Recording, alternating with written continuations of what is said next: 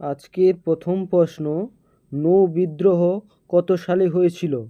Option A 1939 সালে, option B 1946 সালে, option C 1839 সালে, অপশান ডি 1545 সালে।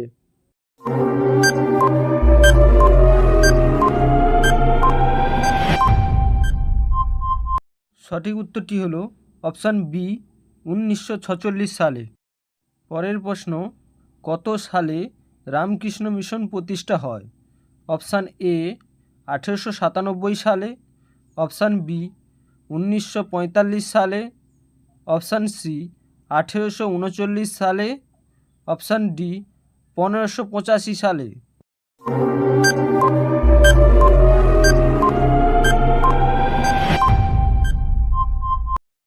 সঠিক উত্তরটি হলো অপশান এ 1897 সালে। পরের প্রশ্ন, বর্তমান ভারতের হাইকোর্টের সংখ্যা কত? অপশান এ 18টি, অপশান বি 19টি, অপশান সি 20টি, অপশান ডি 25টি।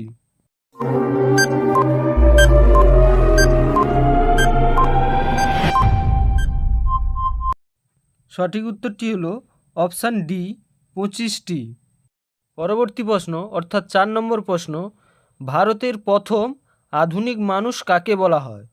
অপশান এ বিদ্যাসাগরকে, অপশান বি রাজা রামমোহন রায়কে, অপশান সি ডিরোজিওকে, অপশান ডি DL রায়কে।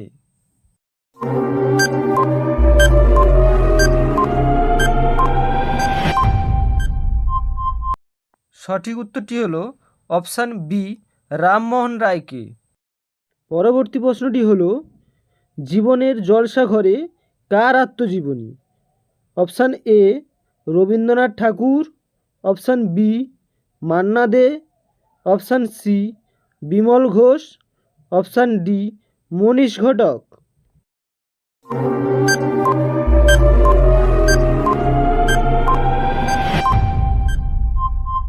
সঠিক উত্তরটি হলো অপশান বি মান্না দে।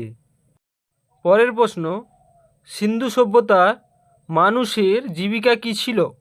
সিন্ধু সভ্যতার মানুষের জীবিকা কী ছিল? অপশান এ কৃষিকাজ, অপশান বি পশুপালন, অপশান সি শিকার, অপশান ডি বাণিজ্য।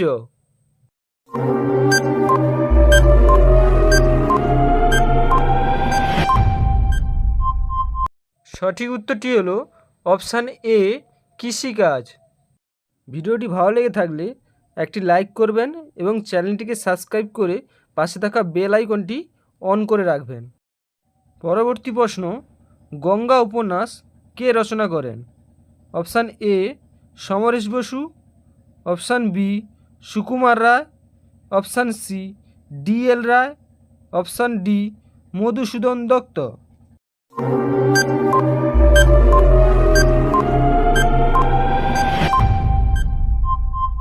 সঠিক উত্তরটি হলো option A Samaresh Basu.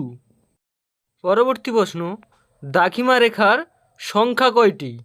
Option A 366টি, অপশান বি 360টি, অপশান সি 325টি, অপশান ডি 370টি।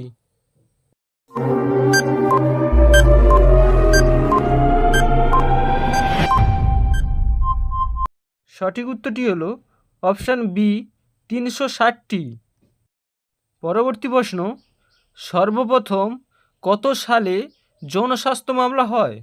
অপশান এ 1979 সালে, অপশান বি 1990 সালে, অপশান সি 1999 সালে, অপশান ডি 1995 সালে।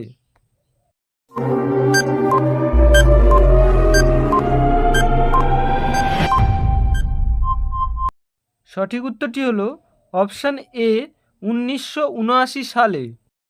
পরবর্তী প্রশ্ন, সংবিধানের অভিভাবক কাকে বলা হয়? সংবিধানের অভিভাবক কাকে বলা হয়? Option A high court, option B supreme court, option C আদালত, অপশান ডি রাষ্ট্রপতি।